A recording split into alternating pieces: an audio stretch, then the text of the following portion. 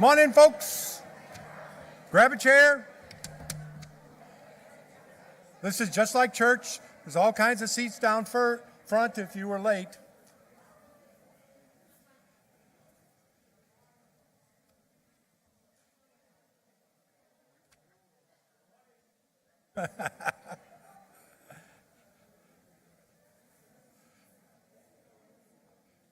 So, good morning, everyone. Welcome to the original campus of Montgomery College here at Tacoma Park, Silver Spring. And welcome to the 2023 college-wide spring opening meeting in the beginning of our spring semester. So, Happy New Year, everybody. My name is Brad Stewart, and I have the honor of being the Vice President and Provost here at the TPSS campus.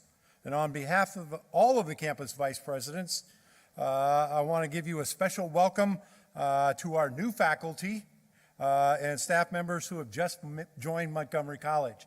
You guys made a really good decision to come to work here. For those attending in person, please silence your cell phones so we don't have any interruptions. So, our spring opening meeting theme is this: transforming our future for our students, for our college, and for our community. Now, transformation is not exactly the same thing as change. We've heard about change here for the whole 17 years that I've been up here at the podium. Change is relatively simple. Transformation is much more difficult. Now, that transformation is an internal process. When we are willing to see differently what we look at every day. Now, we've been through a lot of change, both locally and globally.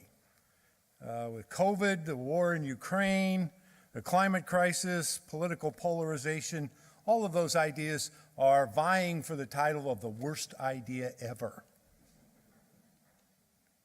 We as a society, as a nation, as a community, and individually have experienced challenges and losses at a scale and speed that are immense and frenetic. However, it is education that gives us the tools to respond to all of these challenges and changes. It is tempting to preserve the status quo, I know, because it brings with it a sense of security. And we've all been looking for that over the past 2 or 3 years.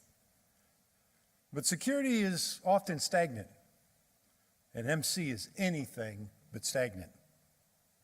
Our students and our communities deserve our best thoughts, our best energies, and our best actions. Now, we all know that education is critical in propelling our transitions towards a just society.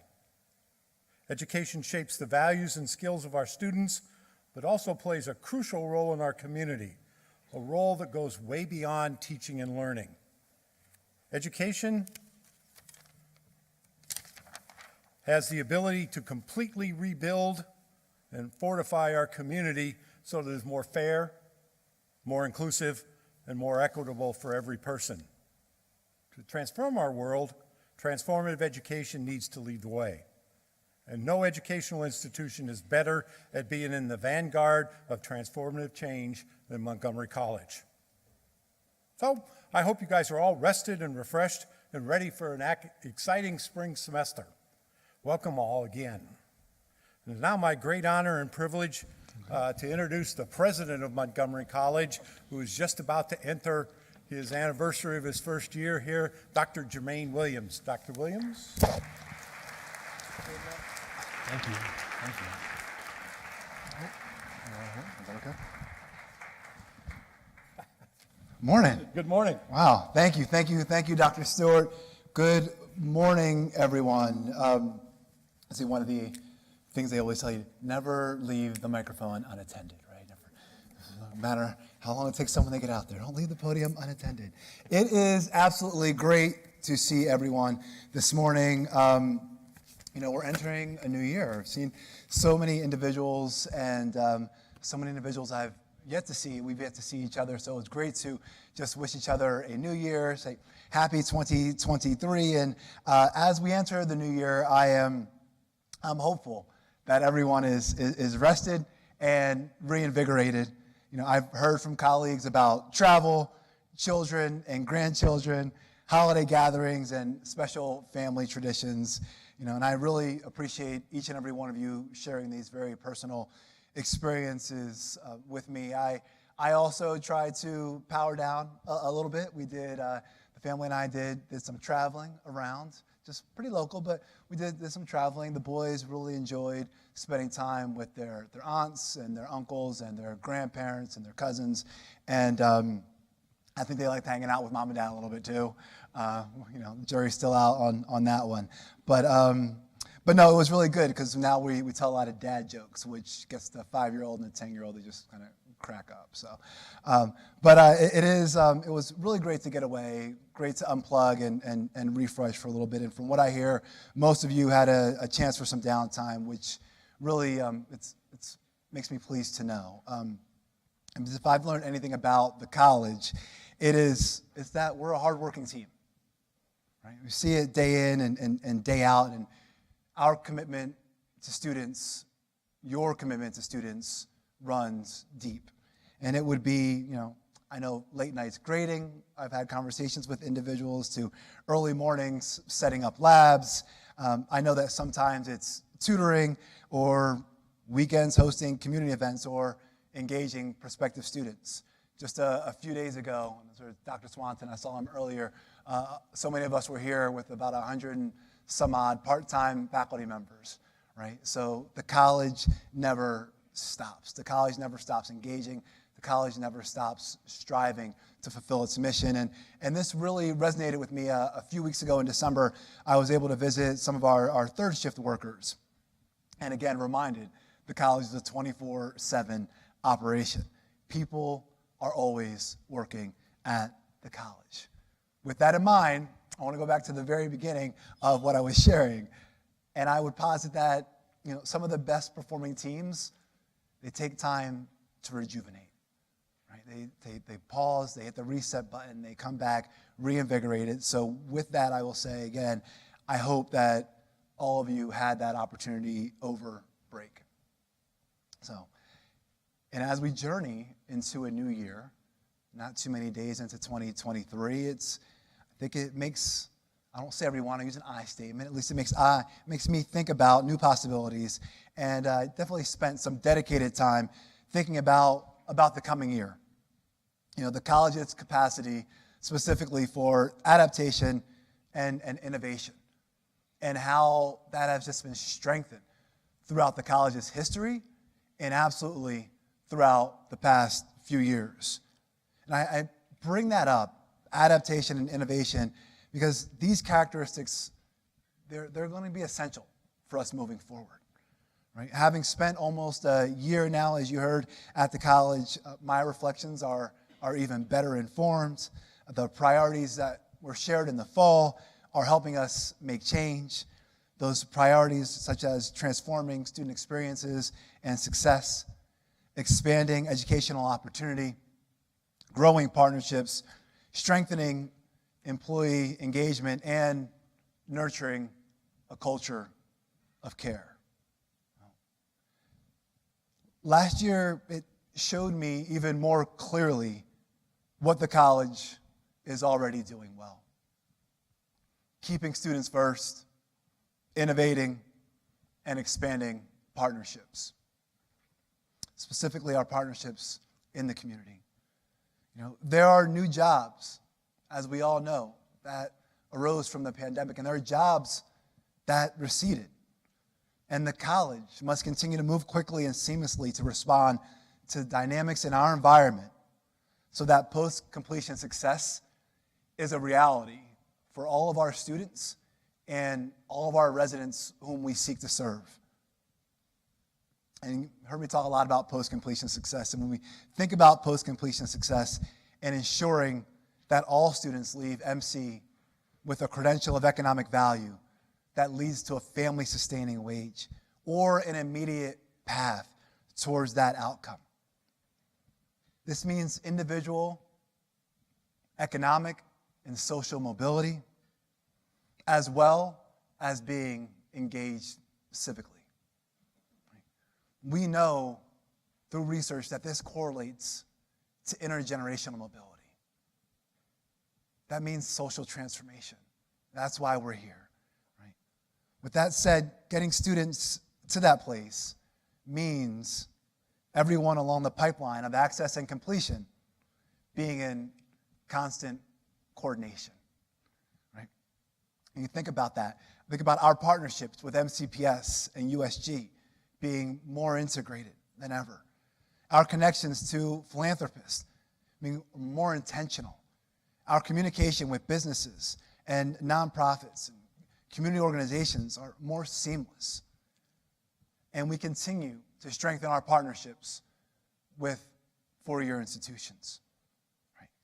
Swift and meaningful adaptation must be the anchors of our work. And I will say, to that note, since January, I know we've all been busy and gotten back into the swing of things. I've attended a joint boards meeting that included board members from MC, MCPS, and universities at Shady Grove. There was a Montgomery County Workforce Development Board meeting and the Maryland Community College fundraising professionals meeting that occurred just a few days ago at our Rockville campus. And say the commitment among these groups to progress for Maryland students it's been absolutely remarkable. You know, there's new energy and opportunities to student access with scholarships in enabling students to complete with strategic programming, counseling, and advising, and channeling efficiencies with new technologies, and in connecting students to professional paths while they're studying, right? Not afterwards, but while they're studying. The energy around building the strongest roadmap to student success is absolutely palpable in the groups that I mentioned and so many other groups, and with everyone, all of us here today. You know, and I've been absolutely proud, as I always am, to represent MC at these groups and other groups as we, travel throughout our journeys together, the past few weeks and beyond. One of the things that really resonates, one of the things that makes me most proud is that I'm always able to very easily, although it's not simple, it is easy to illustrate how MC keeps students first, how we're innovating, how we're leading with impactful community partnerships. I've spent almost a year observing how we keep students first, with new grants that open doors to in-demand jobs, with new attention to inclusion and universal design, with 6 new online programs approved by MHEC, with counseling and advising set to serve students with even more team members. I was able to welcome so many more team members just a few weeks ago at a new faculty orientation. With the Shaw Center connecting more students through its social resource program, basic needs grants to housing, healthcare, food, and emergency assistance. And with governance, our awesome governance, hosting 61 total meetings in the fall. 61. I was able to attend about a third of these meetings, so I know how hard, how dedicated our individuals in governance are. Absolutely awesome. And I've seen also how the college is using technology and systems thinking to improve equitable student support. And here's one of the great things, right? There's so much more. Right? This is, while it's not the beginning, this is just part of our process. There's so much more to be excited about. There's so much more that we can do. There's so much more that we will do. Innovative thinking is what will enable us to learn continuously. Right? The college of the future will be built on consistently iterating, adapting, and innovating to meet the needs of today and proactively meet the needs of our ever-changing society. We'll see diversity and inclusion are being strengthened through philanthropy. Faculty members are building practical business and industry-driven opportunities and solutions. There are new sites that will serve our students right in their communities. speaking to our history and our mission. Virtual learning is enhancing equity. The winter term was up more than 20%. That's all virtual. Innovation is fueling the creative designs that drive transformations to the student experience. Partnerships are building the architecture that multiply these impacts. For example, the Ignite Hub, Health Computing Institute Partnership, Maryland Male Students of Color, Sonia Kovaleski Day, the Strategic Plan Refresh, which you'll hear a little bit more about in a few minutes. That last one is so powerful. It's an institutional driver. It's a model for how the college can build on the insights of the current plan. Enriching it with knowledge we have gained and strengthening it with new partnerships. We'll produce a roadmap that is both visionary and adaptable. Visionary and adaptable. It will continue to nourish certain projects that are already in progress. Again, I'm going to share this. By iterating, adapting, and innovating, the college will meet the needs of today and proactively meet the needs of our ever-changing society. Our society requires learning fast in order to quickly identify and capitalize on what is yielding positive results. Another key point, we also need to focus on unlearning. Right? I'm going to repeat that. I'm encouraging, I'm inviting, I'm asking us to also focus on unlearning. Unlearning current practices that are not yielding the results we seek. Things that we know we can do differently. As we respond to the needs of our residents, the changing nature of jobs, portable technology, artificial intelligence, and other profound changes, we will need new paradigms and new strategies. We will continue to need the voices of our business and nonprofit community partners to keep us informed about how we can better serve their needs. We will continue to be fortified by seeking the voices of our students and implementing changes based on those we serve and those who we seek to serve. We'll need to be proactive and leverage real-time feedback about what is working, what is not working, and what could be working better and or differently. Swift and meaningful adaptation will be essential moving forward. Continuous learning will be the principle to which we must return, and data-informed decision-making will be our standard.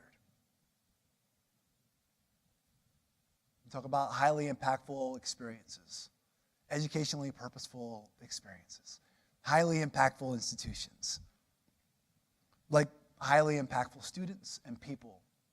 Right? They embrace their growth points, right? Like an assets-based approach often. Right? We don't shy away from our growth points, and we don't shy away from our opportunities. If data, information, experiences tell us that we're kind of veering off track, we pivot. There's words you haven't heard in a little while, right? Pivot. We make a change. We adjust. We recalibrate. Right? With that in mind, we also know that creating a transformational impact means learning from all of our experiences. That adaptation is perhaps our strongest suit in our current climate. The faster and more we learn, the faster we adapt, the faster we can achieve our objectives. Celebrating all learning, even those items that maybe we've previously classified as missteps or mistakes. Those are learning opportunities. And celebrating those takes courage. So again, I invite all of us to embrace the vulnerability that enables change. Let's encourage the psychological safety that lends itself to asking questions, communicating when we need help, and sharing when we do not know something.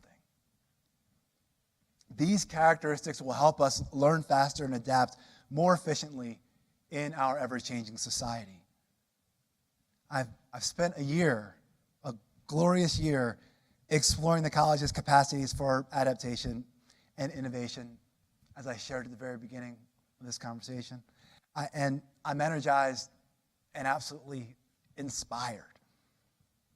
Every day, each and every day, and I'm not a person who really talks in absolutes, but I can stand here unequivocally and say every single day, I see a commitment from faculty and staff to student achievement and equity. I see it in personal interactions, and yes, I see it in data. I am grateful to be part of our institution. We are mission-focused and leading people to economic and social mobility, as well as civic engagement. So, as we lean into the spring semester and beyond, innovation and adaptation must drive our thinking and actions. Partnerships should inform all of our strategies. And, it'll come as no surprise, keeping students first must continue to be our primary lens. It's a lot.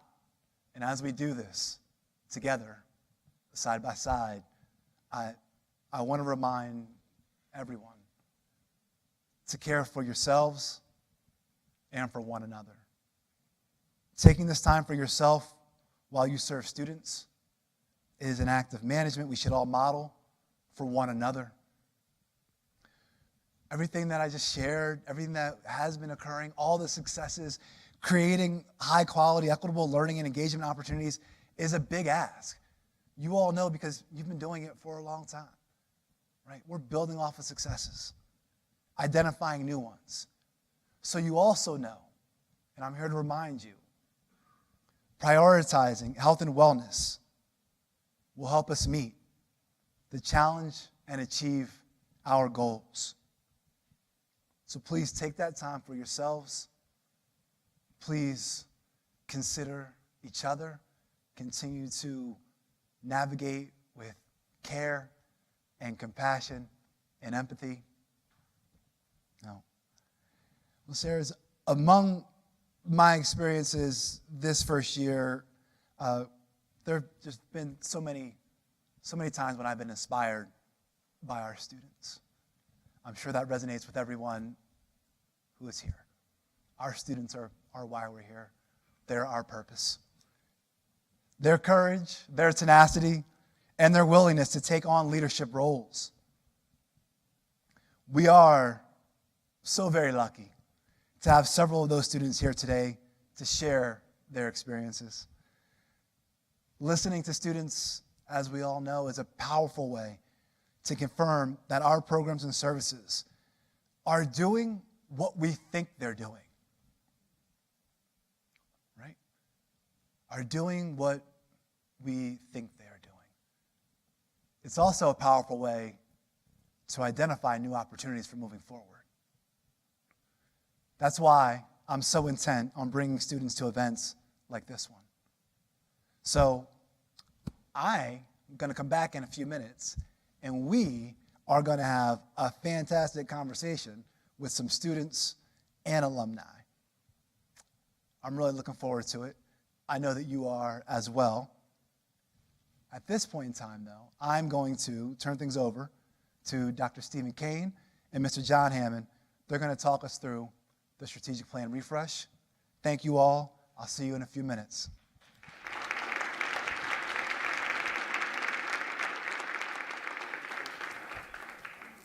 Well, thank you, Dr. Williams, and good morning. Happy New Year. So good to see you. I'm Steve Kane, and I will be joined by my colleague, John Hammond, in just a few moments. So we're going to start with a little brief background, talk about the activities already underway with regard to the strategic plan refresh and the activities to come, and then end with how you can get involved. I see some members of the SPARC here today, the Strategic Plan Advisory Refresh Committee. Can you all just raise your hands for a moment and wave hi? All right, excellent, excellent. Well, first let's put the strategic plan in perspective. Our strategic plans are developed with broad college-wide involvement. The plan is a bold view of what Montgomery College can do for students, for employees, and for the community. I want to emphasize how important the plan is. It not only serves as a statement of our goals as an institution, it also guides our activities, initiatives, decision-making, and budgets. Our current strategic plan is called Montgomery College 2025. It has 6 goals: empower students to start smart and succeed, enhance transformational teaching practices and learning environments, fuel the economy and drive economic mobility, build, engage, and strengthen community partnerships, invest in our employees, and protect affordability. I think you'll agree that these are worthy and important goals. They're accompanied by action steps, outcomes, and indicators. The work on developing MC 2025, as it is often called, began in 2018. It went into effect in July 2020 as intended. It's a good plan, and it's been our guide. The thing is, the world is different today. Some would say dramatically different from the world in 2018 or even 2020. In fact, when the plan went into effect in July of 2020, we were 4 months into the pandemic. Our attention, of course, was focused on dealing with everything about the pandemic. So it's a different world today compared to what we were considering when we composed MC 2025. The pandemic has had far-reaching effects. We've all felt changes in the economy. The murder of George Floyd and too many other victims has deepened our social justice awareness. There are new needs in higher education, and there are new needs at Montgomery College. The need for a strategic plan refresh was highlighted in the report of the Presidential Transition Advisory Committee. You may recall that Dr. Williams appointed this group last spring to assist in his transition to MC. I want to read 2 sentences from this excerpt from the report for emphasis. Be proud of our students and graduates, our excellent programs, our amazing faculty and staff, and our achievements. Then advance the institution as an anti-racist community college that is a national leader in radical inclusion, completion with equitable outcomes, superior post-completion success, and relevant service to local employers and the community. Note then that the committee report speaks to the need for a refresh of the strategic plan. Finally, I'll share a quote from Dr. Williams' inauguration address, where he said that we seek to be an agent of transformation. He spoke about the aspirations for that transformation that day in terms of access, completion, and post-completion success. For all these reasons, the refresh was announced and launched during the fall semester. Let me now turn the mic over to my colleague, John Hammond, who will share information about our activities to date and how you can be involved. John? Thank you, Steve. All right, I'm thrilled to be able to be here this morning and talk to you a little bit about a strategic plan refresh and some of the work that's been going on so far. As Steve has already shared, this work of refreshing the strategic plan will involve all of us. We started by soliciting participation in the Strategic Plan Refresh Advisory Committee, SPARC, back in November. We were pleased with the responses we received, not only because they reflect the diversity of the institution, but because we were able to include some new voices in the group, which has brought new perspectives to the table as we work to refresh this plan. The members of the committee represent all the divisions of the college, with representatives who have been here less than 4 years to some who have been here more than 25 years. It's important for you to look for names you recognize on this list. Since we understand that everyone cannot attend the events we have scheduled, we are asking each of these representatives to reach out to the departments, divisions, and other communities on which they serve to solicit ideas and feedback. We want to hear ideas from everyone at the college. The SPARC committee has been broken down into 5 subcommittees: student success, employees, community, workforce and partnership, and mission, vision, and values. Each SPARC committee member has been assigned to one of these subcommittees.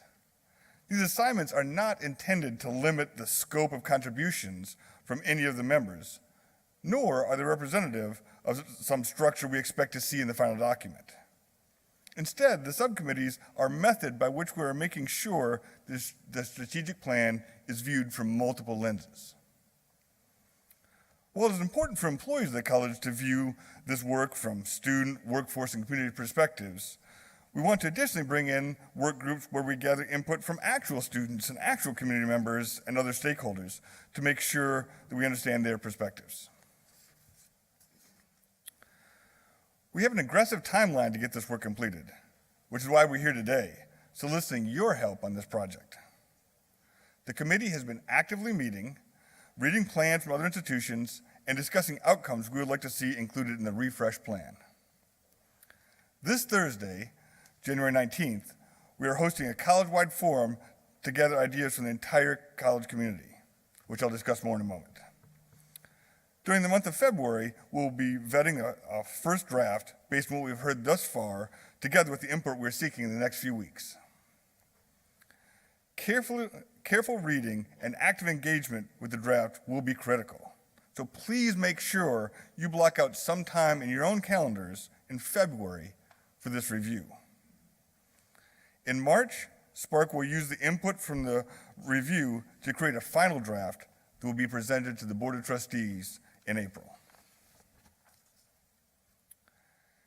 As you've heard me say, this process needs your input in order to have a plan that is as visionary and transformational as Dr. Williams has called for.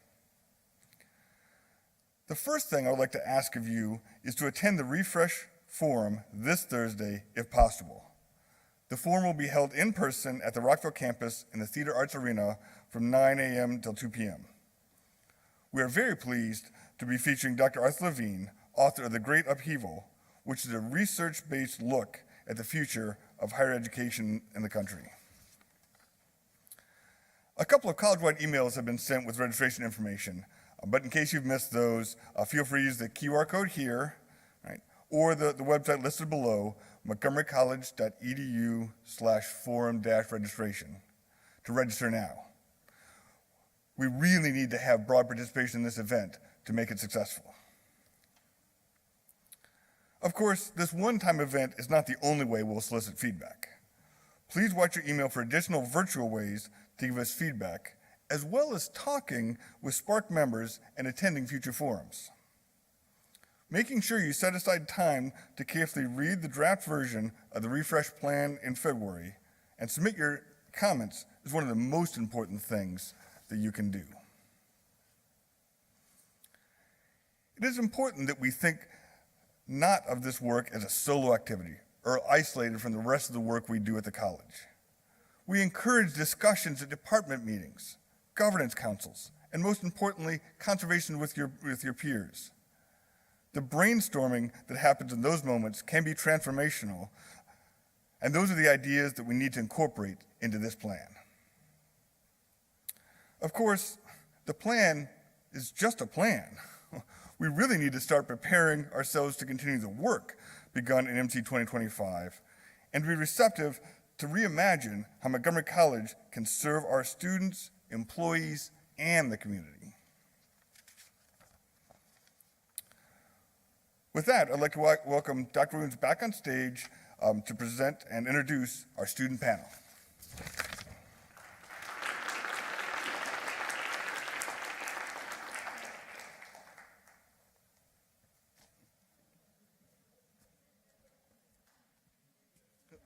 All right, Tag, you're it. All right. I had to do something to get the crowd laughing. I was like, come in, peer from the stage. Well, thank you, Dr. Kane and Mr. Hammond. The refresh of the strategic plan is a fantastic example of our strongest suit, one of our strongest suits, adapting to our conditions, right? Preparing for the future. And I'm very, very excited. I'm looking forward to seeing all of you at the College-Wide Forum in a few days.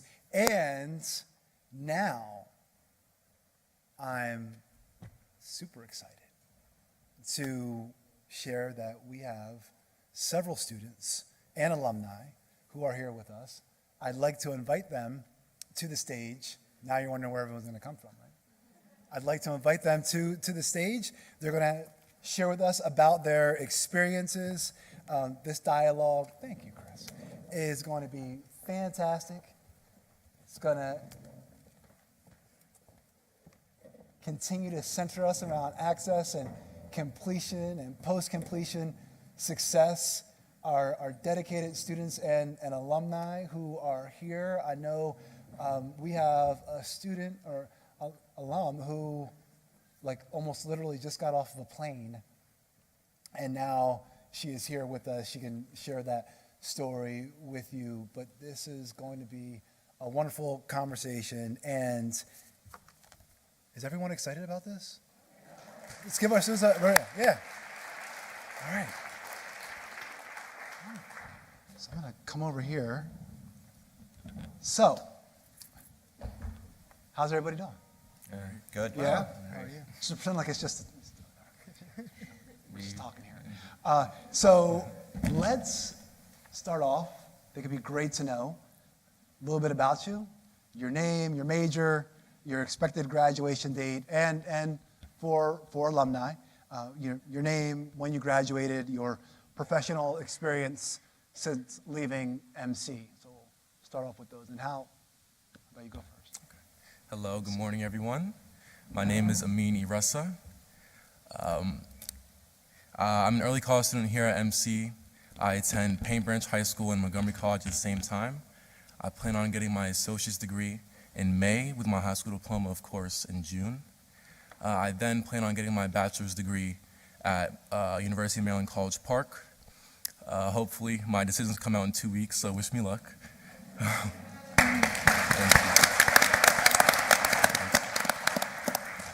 Once I get my bachelor's degree, I then plan on pursuing medical school, where I get my dream job of becoming an orthopedic surgeon.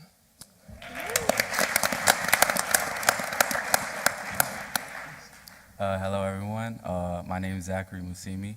I'm a second-year early college student on the Tacoma Park Silver Spring campus, with plans to graduate in May with my associate's degree in computer science, and also graduate in June from Blake High School with my high school diploma.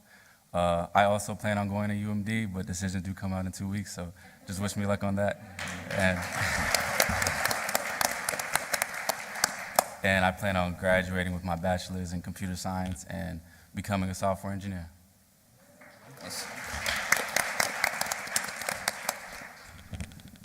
Hi, everyone. My name is James Geekus. I am a proud cybersecurity major, graduating this spring 2023. My future educational goals are to become highly fluid and knowledgeable in the cybersecurity field, and to be a go-to guy in the to resolve any security issues. I have actually attended Montgomery College in the past, so I'm actually an alumni and a current student. I attended in 2005. I got out of high school, switched my major a few times, and I remember all of my professors, every single one. I see a few of you still here, and my current professors. I went to the University of Maryland and graduated there, got a real-world job, worked there for 8 years, and I was a logistics coordinator for DHL Express, and something was missing.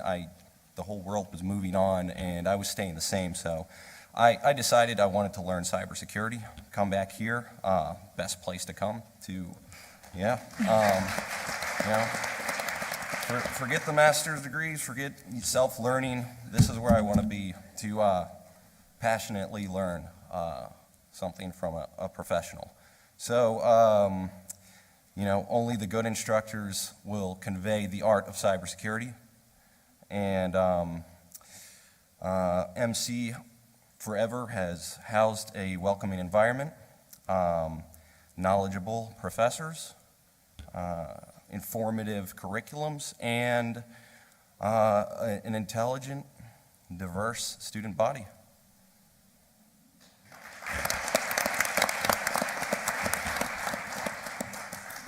Hi everyone, I'm Miriam Iftihar. So I attended MC from 2017 to 2020, and then I transferred in the middle of COVID to Hood College, which is just down the road in Frederick, Maryland. And I majored in international relations with a minor in nonprofit and civic engagement. And I graduated from Hood just last year, May 2022. So very recently wrapped up kind of my academic career. And I am now the communications director at a nonprofit in DC called the International Center for Religion and Diplomacy.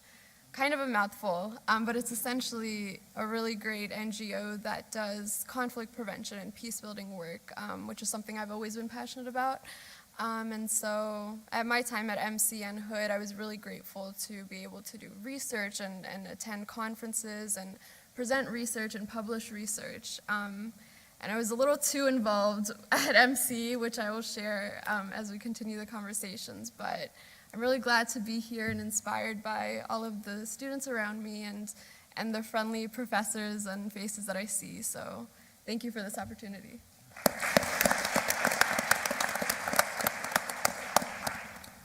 Good morning. My name is Victor Ontiveros. I am a graduate of Montgomery College from the year 2004.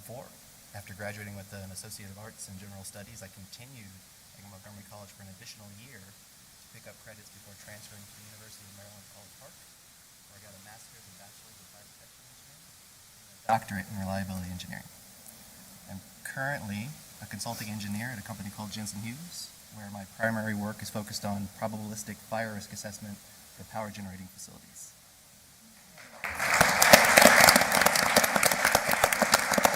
Good morning, everyone. My name is Nicanor Aquino. I usually go by NJ. I graduated Montgomery College in 2005 with a general studies degree, and then shortly after that, I got my certificate in Germantown for the biotech certificate, and I worked straight to BioReliance, now known as Millipore Sigma. So I have been working there since 2007, and still working there now as an operations manager. Also, on the evenings, I work for Montgomery College, Germantown as the biotech bootcamp faculty member.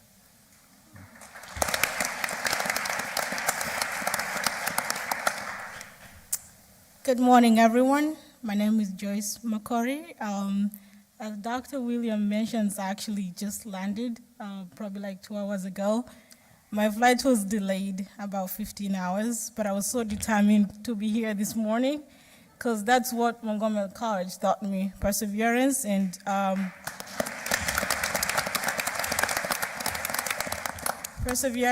basically defying all odds to achieve what you want to achieve in life.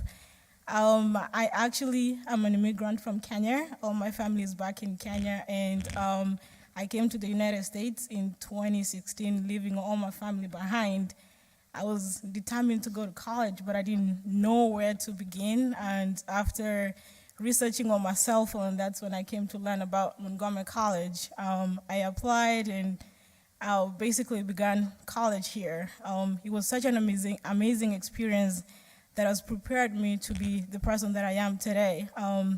I was here at Montgomery College 2016 through 2019, where I obtained my associate degree in biological science. And I was able to obtain actually full rides to both University of Maryland and Smith College, where I chose to go to University of Maryland College Park on a full scholarship. I'm a graduate of, I graduated with a degree in biochemistry.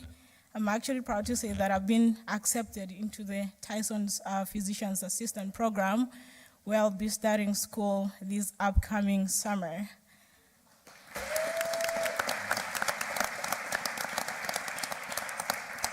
I'm so grateful for this moment. I'm glad to be here, and Montgomery College, keep it up. You're changing lives indeed.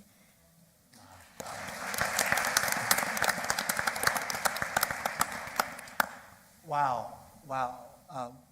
This is going to be a great conversation. Thank you all for those introductory remarks, from perseverance and defying all odds to the idea of being fluid within a discipline. We're talking about adaptation and innovation in an ever-changing society, and it wasn't about a specific component. You want to be fluid and being able to navigate in and out for what comes. And to early college, to doctorate, I mean, the continuum here is just absolutely fantastic. So let's, our next question, what advice would you give, with your wealth of experiences, what advice would you give a new or any student on how to succeed at MC? I'll start. So I think the biggest piece of advice I would give students is don't be afraid. And to share a little bit about my story and background. So I was homeschooled for high school, which was interesting because I had gone to regular school, the Montgomery County public school system, and I loved school. I was a certified nerd. But because of a family situation, I ended up doing homeschooling to shoulder some more responsibility at home. So that whole experience kind of made me feel like my options were limited and my ambition and prospects for the future felt very dwindled. And so I came to MC, not really thinking that I had a lot of opportunity out there. And it kind of took my first year at MC for me to come back out of my shell. And I really, really credit that to the professors that I had. For pushing me in the classroom and for seeing my potential and kind of reopening that hope that, there's opportunity and there's potential for you to do whatever you want to do. And so I really, the rest of because I ended up doing 3 years at MC, so the rest of the 2 years, after that first year, I just applied to everything that I could. I was involved in clubs on campus, and I think those opportunities really opened doors for me, being also a first-generation student from an immigrant family. And so I did the Frank Carell Fellowship Program in 2019, and that was an incredible opportunity where the fellowship paid me to live in DC and paid me a salary to work at a nonprofit in DC.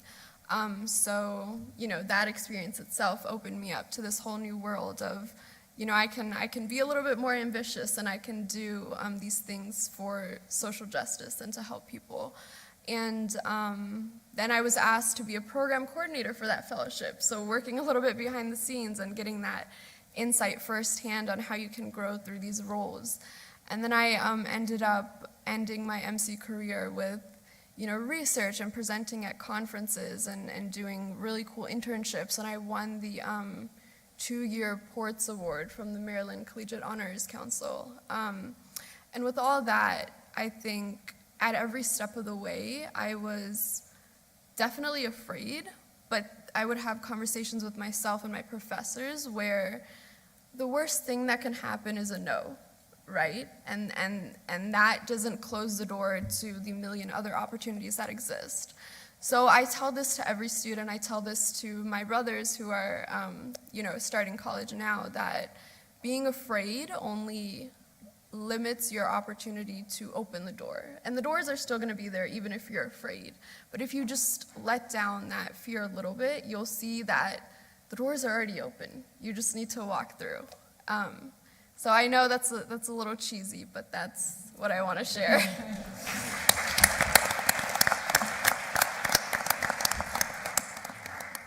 Thank you so much for sharing. Who else would like to? Yes, please.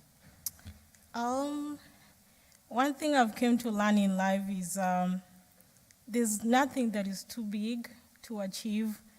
All you got to learn is to push those doors. I think a bit of advice that I can give to current students is to learn the resources that are available to you and utilize them fully. I recall when I first came to Montgomery College, I was fresh from Africa with zero experience. Obviously, navigating the system was quite challenging. But one thing I had is the drive. I knew that I wanted to pursue my educational goals and make my parents and myself proud. I recall when I came here, I didn't know how I was going to pay for college, but I knew I wanted to go to college. And I recall walking into the financial aid's office and explaining to the now retired financial aid manager, Ms. Mother Karega. I explained to her that I just came from Africa. I want to go to school, but I don't know how I'm going to pay for school. She was very willing. She sat down with me and she was able to help me basically apply for financial aid. The only reason as to why I was able to get that financial aid is because I, took the step to go seek help from, from the correct people. And another thing is, the resources that are available. Montgomery College has offered incredible resources to the students that can help them succeed. We have the Math Learning Center. We have the Digital Learning Center. If you're not familiar with technology, you can go out there and seek help. In fact, when I first came here, I went to the Math Learning Center, and that's how I ended up getting my first job here at Montgomery College. Also, there's another time I had a lot of struggle, and I didn't know how I was gonna pay for the math courses that I'd taken. I recall walking into Dr. Brad's office, and it was in the middle of doing something, and it was like, oh, I'm so sorry, I've got to go somewhere. I was like, Dr. Brad, kindly, I need to see you. He actually stopped everything that he was doing, and with the help of Dr. Brad and Ms. Kim, they were able to come up with a way of actually paying for my math courses that I'd struggled. I didn't know how I was going to pay for it, but they told me, come back on Monday. And literally, when I came back that Monday, my classes were paid for, and all I had to worry about is just working hard and maintain that high grades.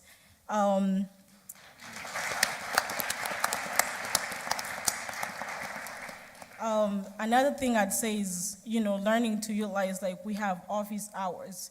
It's okay not to understand, but you have to take the initiative and reach out to your professors.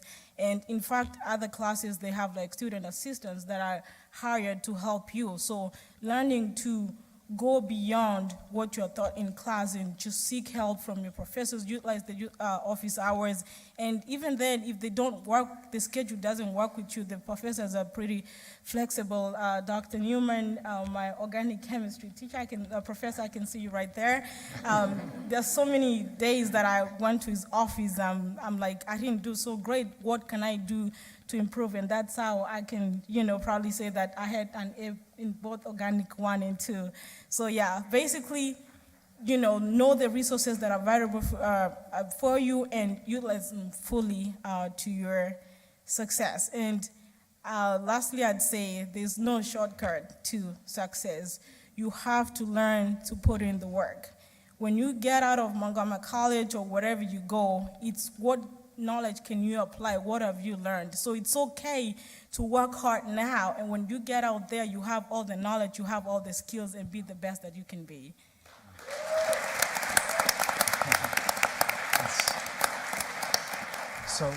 So many great walking through doors. Even if there's trepidation, finding those doors, walking through them, pursuing the opportunities, availing yourselves of resources and being determined. So many wonderful experiences that you're sharing. I thought I saw, was Zachary or, please. Yeah, sure. I wanted to talk about some advice for students at MC. I'll talk about in and outside the classroom. I'll add on to what Miriam said about not being afraid. And when you're in the class, it's very important to be engaged in the classes and also be involved and utilize office hours that the teacher offers, because if you need help, you shouldn't be afraid to ask for help. And also not being afraid outside the classroom is more like being involved in clubs. And for example, last year, this is my second year on this campus. Last year I wasn't in any clubs at all because, and I was still involved in some stuff with my high school. So I didn't have that much time, but this year I joined the Student Senate. I joined the Student Activities Board with a lot of help from Mrs. Kimberly. She convinced me to join everything, and she did a great job. Yeah, and so I joined the Student Senate. I got very involved in the campus and being able to create change and being able to make the campus more lively with the Student Activities Board and setting up events and stuff. It makes you feel like you're more a part of Montgomery College and the community.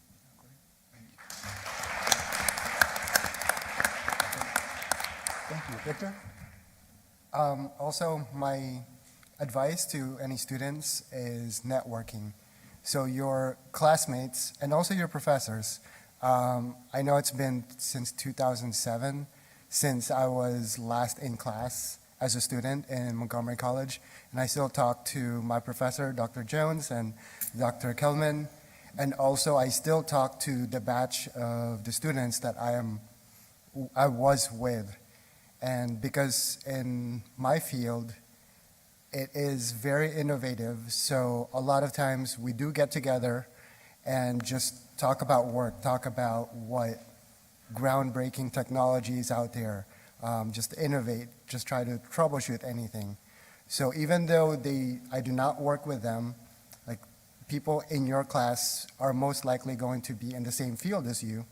So it is true what they said, 2 heads are better than 1, and with a whole class going at it at a problem, especially in the biotech field, it does help a lot, and it does boost your path, your career path.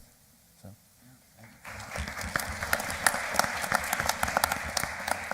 I hear this idea of continuous learning, right? Continuous learning and adapting and innovation. Through everyone else. Yes, yeah. through everyone's lived experiences, and then obviously being involved, right? And finding your place in your space. And so it's wonderful. I just wanted to say that's all great advice, that I could have used too. My advice, 2 things. I'll keep it brief. Learn how to learn. 2 things: learn how to learn and have a great attitude. Learning how to learn is so important because some students get it and some students don't. The system, kindergarten through 12th grade, you're taught to learn a certain way, and I think for many students, it's kind of a program, but learning how to enjoy learning will change anybody into a student of life. And the second point, thank you. The second point is any subject can be boring or exciting, but what makes it boring or exciting is your attitude. So I'm kind of looking at my notes here, but I just wanted to drive these points down. The difference between failure and success is your attitude. And when you turn that into the college experience, that's what the college experience is all about. Thank you. Please, Victor. To add on to what my peers are saying of learning how to learn and participation, taking advantage of all the opportunities, Montgomery College is a unique place where so much is available to students in the depth of majors and courses that are available here. The comparison of the financials it takes to attend Montgomery College versus larger universities, and the benefit of the smaller class sizes you have here, especially in the courses you take in your first 2 years, where at a larger university you'll be in an auditorium of hundreds of students, while here you're with your professor, maybe 15, 25 other students. The counseling services, while I get a book when you start a major, it says you want to take these 4 or 5 courses each year and go through, the counselors can help you pick and shape, is this the right course for me? Doubling back on learning how to learn, all of that underlying benefit allows you to make mistakes if you don't understand how to learn yet. Maybe you picked a major you decide after a year is not the major you want. Montgomery College allows you to, at very low risk to your future, change your path and to try something different and to learn how to learn while you're here. It's an amazing place.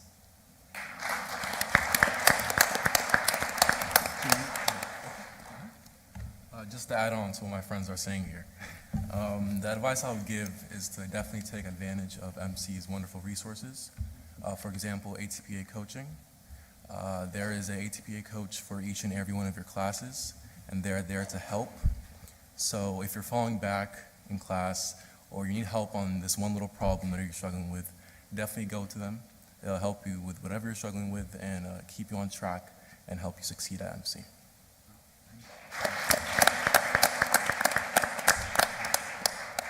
So, wow, just absolutely wow. And it segues into beautifully, into our second question, right? And so our ATPA, or getting involved, resources, anything else that others who haven't mentioned resources or additional resources, what student or academic services are or were the most beneficial? We've already heard so many, but just want to open that question up very pointedly if there's more you want to add. Sure, I'll take the first Please. topic as it is. In addition to all the other, counseling, clubs, student senate, there's also a number of honors programs available to students, especially coming in. Some of you can join during them, like Macklin Business, Renaissance Scholars. I started Montgomery College as a Montgomery Scholar, which was very challenging as an engineering student because it focused so strongly on the humanities. It forced me to do far more writing and far more speaking than many of my peers. So when I transferred to the University of Maryland, College Park, I was far ahead. And when we had the Montgomery Scholars Program, you finish with an independent research project and a presentation. You write a paper, you can submit it to conferences. I was fortunate enough to do that and participate in those. And then when I got to my senior project, many of my peers were not experienced with that yet, and I was. And I can say, with some bias, that definitely opened up the path for me to continue on to get a graduate degree at the expense of the University of Maryland. So.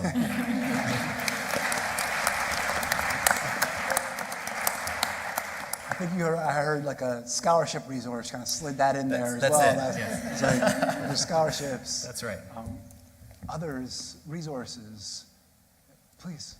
Well, I'm a computer science major, so like a lot of the courses that I do were like STEM related, things of that nature. So I'd say like the Math and Science Learning Center at Montgomery College are really good. I had to take Calc 1, Calc 2, and linear algebra, and to pass all those courses, the Math Learning Center helped me a lot, and also I had to take like physics, and that class different. So I had to go. I went to Science Learning Center a lot for help, and they helped me a lot. So I also emphasize, scheduling appointments with the Math and Science Learning Center. They're pretty much always open, so you can always just walk in and get help from students and faculty.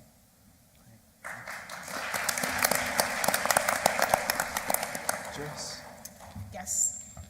I'm also going to reiterate what my peer said.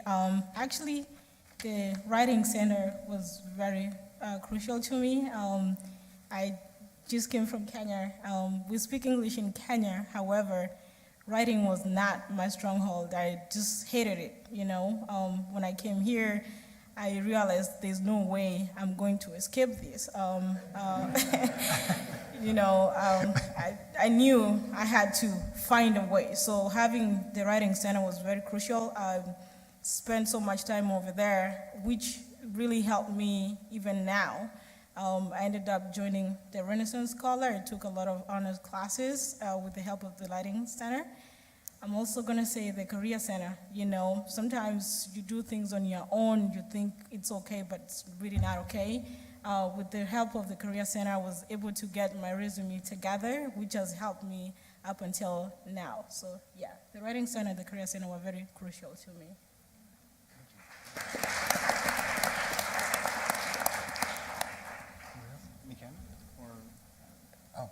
Yes. So I was about to say the Career Center. That is where I actually learned how to properly interview.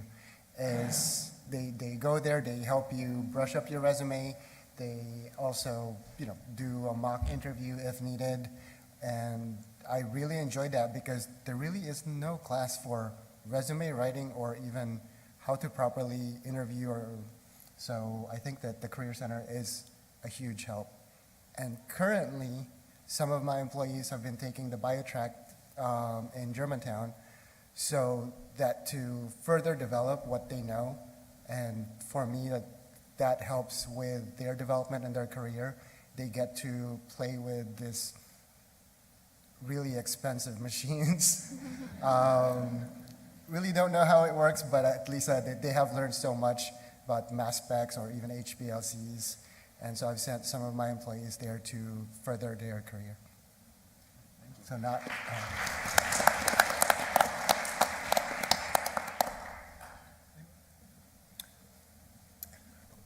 You can go first. You can go.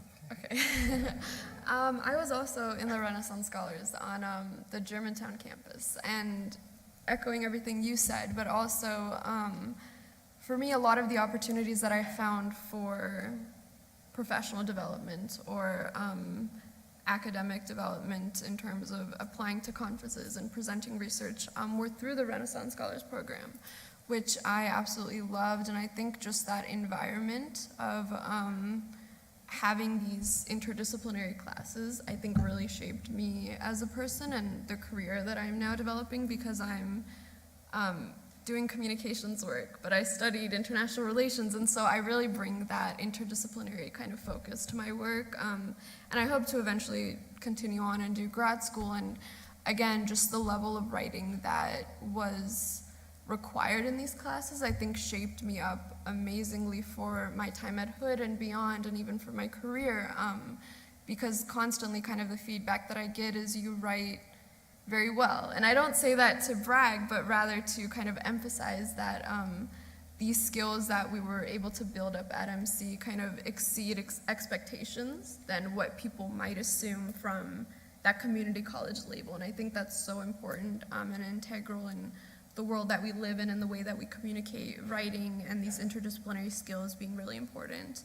And just overall being able to build that community of peers and faculty, because another aspect of that community college life is like you commute and you go to class and then you go home and work, and students don't really think that there is a way to build community, so they don't go out and try. And this is what I thought my first year as well. But when I was introduced to this honors community and I had classes continuously with the same peers, I was able to build those really deep bonds, and I've maintained amazing friendships with those students, lifelong friendships. I just had a birthday lunch with one of those friends, and we always joke about being godmothers to each other's children eventually down the future. So it's incredible to me that I was able to walk away from MC with these lasting skills and lasting friendships that I still am able to utilize constantly every day. Thank you. Amin, and then I think, James, you wanted to add something as well, so please, Amin. The academic service that was most beneficial to me was the internship specialist, Mr. Barber. He helped me get amazing internships. He got me in contact with an orthopedic surgeon and a family medicine doctor, which I now shadow once a week. Over there, I greet patients in, I take their weight, take their heights, then I guide them into the examination room. I listen to their chief complaint, write that down, and that's where the doctor comes in. That's where the doctor comes in, and me and him talk, and then, he diagnoses the patient.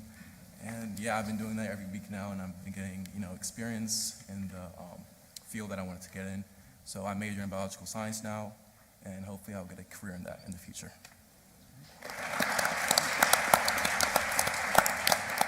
I think on your resume is a Chief Concerns Officer. Thank you.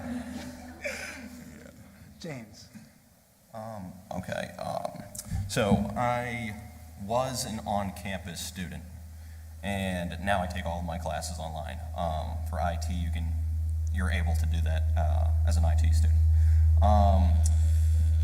So being on campus, my 3 greatest resources: the library, of course, the computer lab, and the cafeteria. So, having a place to study, I've spent hours in the library at Tacoma Park here. Having a place to study is mandatory for students. But it could be anywhere you decide to study. It just could be in the corner somewhere of a hallway, on a couch. So, having a place conducive to studying where other people are doing the same thing as you. At least that's how, I work. Some people work differently. Some people stay on their own or are in groups. Either way, the cafeteria. Good food, good prices, central place to link up with other students.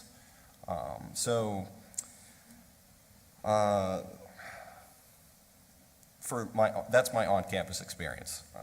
Best places. Online, of course, we have Blackboard. So they have a lot of good tools. That's pretty much my experience with that. But meeting up in person was one of the most important things I could do. Meeting those students online, I actually had the opportunity to meet up with some of those students who I met online, and that was so important. Filled in a lot of blanks. So.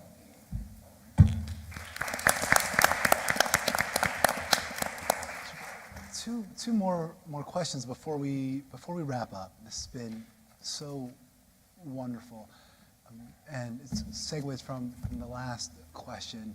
And you mentioned professors, mentioned online.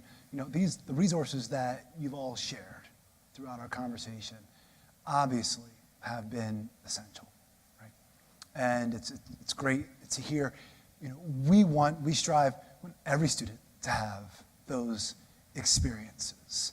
And we're a large, complex institution of higher education. What additional insights can you provide in terms of why you gravitated toward a specific resource, how you learned about it, why you gravitated toward it, and what kept you going back? And it's been very transparent. Faculty, staff are absolutely critical. Are there other things when we think about, our continuous learning, and we think about virtual, and we think about in person, we think about hybrid? What resonates with you in terms of getting all students engaged and linked to resources? It's for anybody.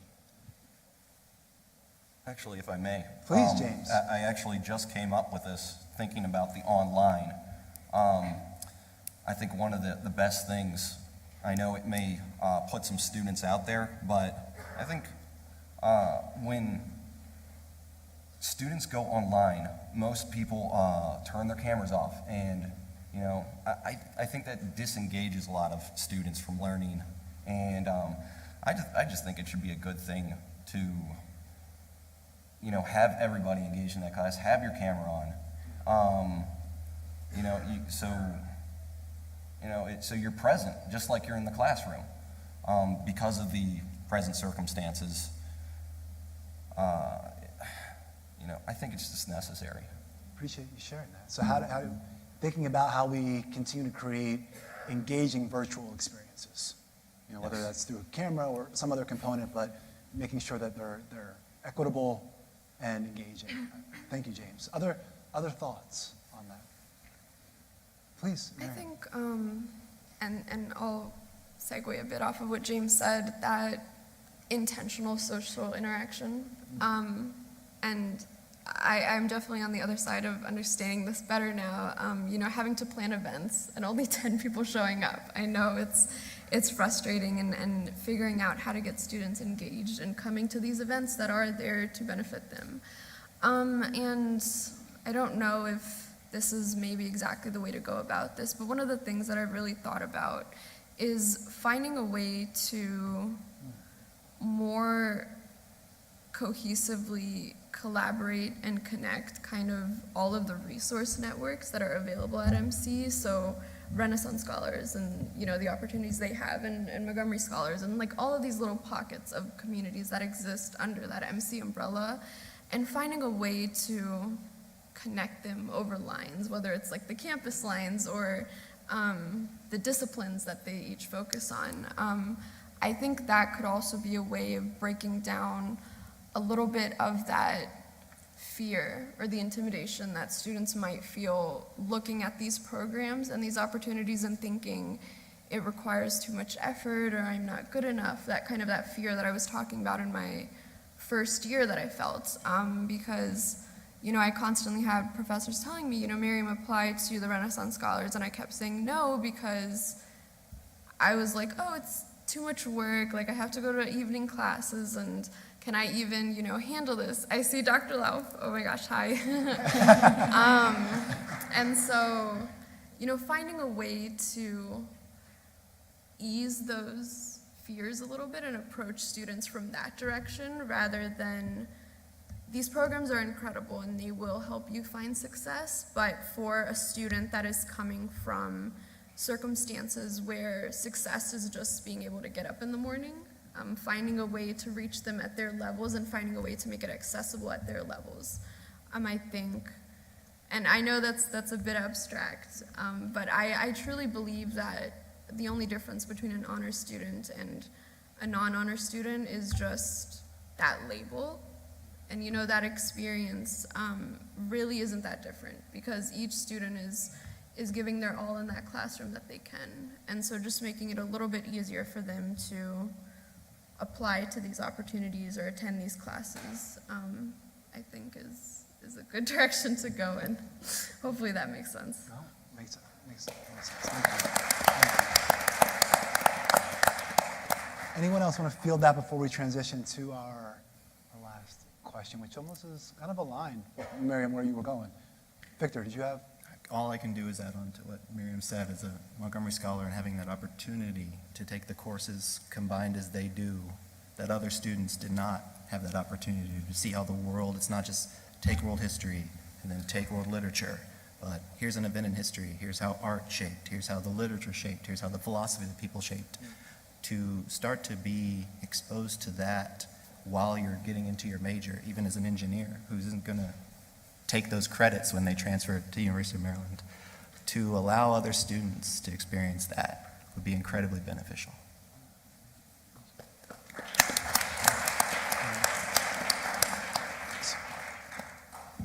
As we transition to, thank you very much, our last question in our conversation, and this continuum here, said it before you were introduced, and we talk about it a lot, it's a continuum of access and completion and post-completion success, right?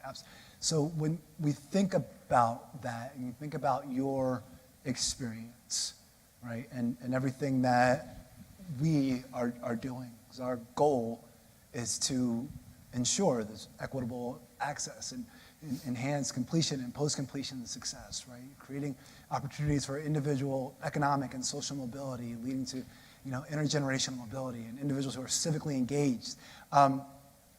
What do you think MC could do differently?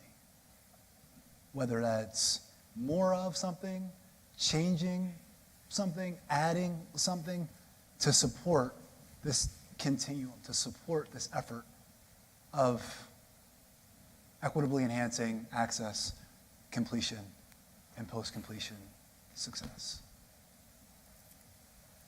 Joyce?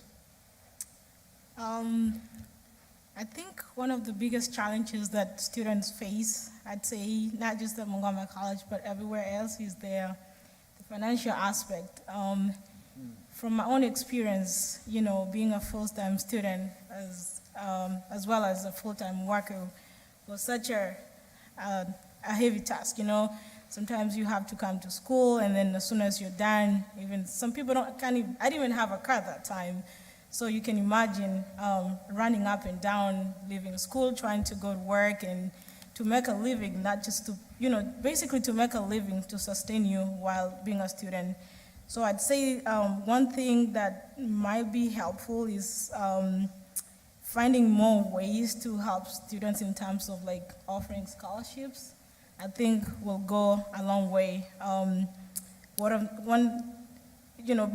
When I was a student at Montgomery College, I noticed that it's a lot of, we have a good number of immigrants, and some people come here, they're actually parents at the same time, students, and on the same note, workers. So being a student, worker, and parent can be such an ordeal. So finding ways to come up with scholarships that can help these students can really take that heavy burden off their shoulders so they can focus more on their courses and do better, basically.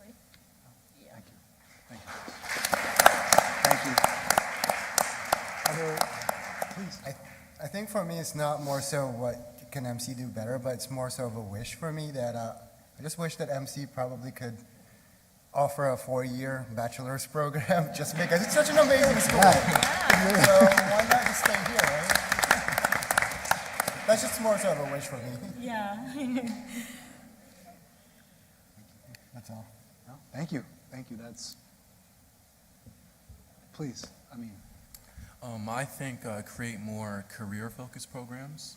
For example, I want to get into medical school, so maybe a pre-med program where students can meet and discuss and learn about their future career paths and desired professions. So once they come out of MC, they are more prepared for what the future holds. Thank you. Mary? Yeah, so, and this is like, I'm literally thinking this on the spot, so it's going to be jumbled. But building kind of off of what everyone is saying and what I was saying before and what James said about learning to learn, I think, MC has these great introductory courses where teachers spend intentional time on how to use these skills, how to access the writing center and counseling and stuff. But those kind of stay in those intro-level courses, right? And for a lot of students coming in, if they automatically test out of those courses, they may not get that instructional learning how to learn kind of part of that education. So maybe more intentional requirements about making sure each student is on the same playing field of how to access success. And then also, in terms of the courses that are available to students and the required courses, I think MC's diversity is something that should constantly be celebrated and has been celebrated. And it was truly something that I think, during 2020 when the BLM protests broke out and the topics of equity and anti-racism really started bubbling up, I enjoyed speaking with my MC peers and the MC faculty checking in and talking about these issues with really rich perspectives because of the sheer fact that we have such a diverse population. And a lot of the schools that students will transfer to and a lot of the workplaces that they will end up in won't look that way. And so I know from my experience going to Hood, which is a very small PWI, it was a very different kind of experience than being in these very diverse spaces at MC where people came to class with a level of empathy and understanding that everyone's perspective had value, even if it was different than yours. And so going to, I guess, sort of preparing students for the fact that the world outside of MC is not going to look exactly the same it is here, but giving you skills and tools in classes about equity that are required, or classes about, you know, race and racism, you know, making those sort of required classes where students gain these skills, specifically conversational skills about how to talk about these issues and how to advocate for themselves when they go to spaces that don't look like MC, that don't sort of have that security blanket. Because I know when I went to Hood, I had a race and racism class, but it was only honors.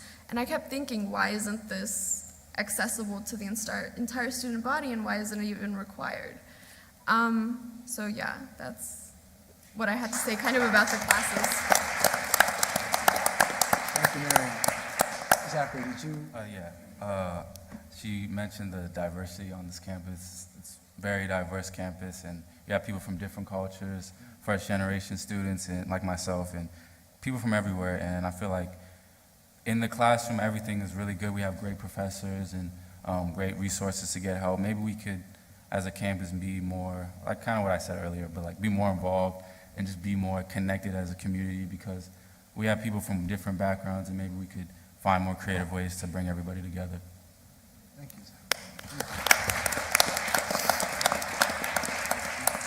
Please, Victor. To keep the learning how to learn train going, when I get a chance to talk to students about their time after Montgomery College, I will let them know that from my experience, that your grade is not the most important thing for you to do while you're at Montgomery College. It's to learn how to learn. You can't not strive for a good grade. It's how we objectively judge if we're succeeding in a course or not. But the first day of your job, your first job, your grades don't matter anymore. So it's far more important for the students to come here and to understand that they are here not to learn how to do Pythagorean's theorem, but to learn how to understand how that was developed. That the techniques, so that when they move on to a job, they can continue to learn and continue to succeed. A student coming from high school or coming into Montgomery College has for many years thought, I need to get good grades to succeed. And here, I was fortunate through the Montgomery College program and for many other professors outside of the program to make it clear, I'm not going to teach you to beat the test. I'm going to teach you physics. I'm going to teach you history. I'm going to teach you philosophy. So it is, I think it would be beneficial to, and I know many of you already do this, but to also let the professors know that we don't need to just have them come in and get this to meet our accreditation requirements or have this test, but focus on how can I help my students, if they don't get an A, to still when they leave this course, they have mastered this topic or can master a topic.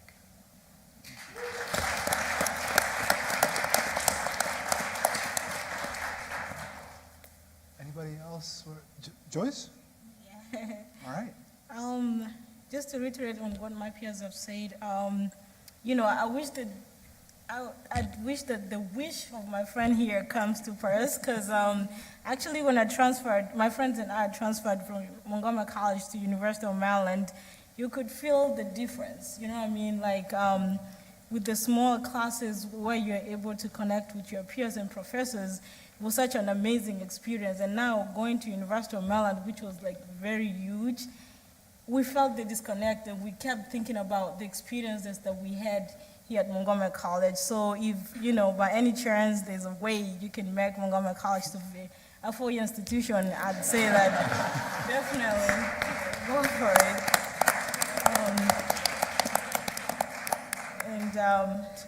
Another thing, just to finish, I was actually pretty amazed when I got an invite to be part of these. Oftentimes, I think, inviting alumni to come and share their academic journeys and successes, it inspires other people that, hey, Montgomery College is the place to be, and indeed can prepare you to be the best person that you can be.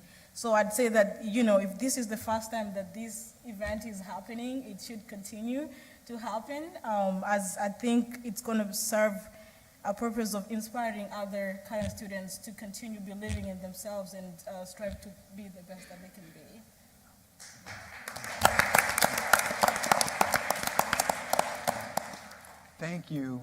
Thank you all for sharing your lived experiences with us. Thank you for choosing Montgomery College, sometimes more than once throughout your journey in life. You're obviously surrounded by individuals who are dedicated to seeing you identify your goals, achieve your goals, and just ensuring that you can achieve all that you want in life. And I just want to say, can we give our panel another round of applause?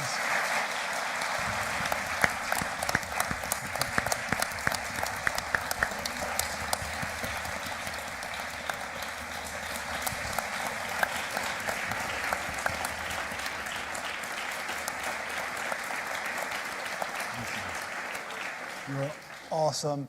And also, I know we heard it throughout the conversation, but also like to take a moment to thank all the faculty and staff who've supported, particularly these students who are here and alumni with us today. I know some of you are in the audience, so if we can just give a round of applause to everything that our faculty and staff do day in and day out. All right. So on that note, I think we're in a really good place. I think we all have our continued focus and level setting with hearing our student voices. I think it's something that we all strive to do and we all accomplish on a daily basis. And this has been absolutely profound. I'm so thankful for everyone in the college community and our external partners for all of your tireless support in helping us move forward with access and completion and post-completion success in a way that is equitable, in a way that is data-informed, in a way that will ultimately create social transformation. Of course, I would like to give a shout out to MCTV and facilities. You make it happen. Thank you. Let's give them a round of applause.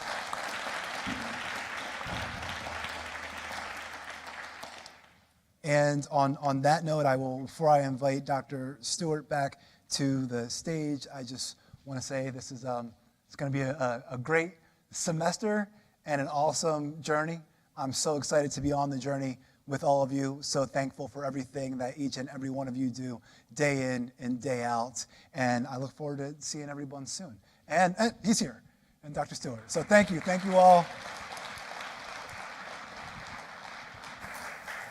So if that didn't fire you all up for the next semester, there's something wrong with you and we need to talk after the meeting. Congratulations, guys. One more round of attention for them. And some of you have heard me say this at least twice in the past 3 days. MC students, when you give them an opportunity to shine like this and to tell folks what MC means to them, they never disappoint. They always exceed our expectations. So you guys are amazing. We got this on video. We're going to edit it, and you're all going to be superstars soon. Thank you very much. So thanks, everybody, for coming. Some of you have other obligations right after this one. Look on your phone, go to the college webpage for the opening meeting, and you'll find out where you're supposed to be and at what time. And thanks again for coming to the original campus of Montgomery College, and take care.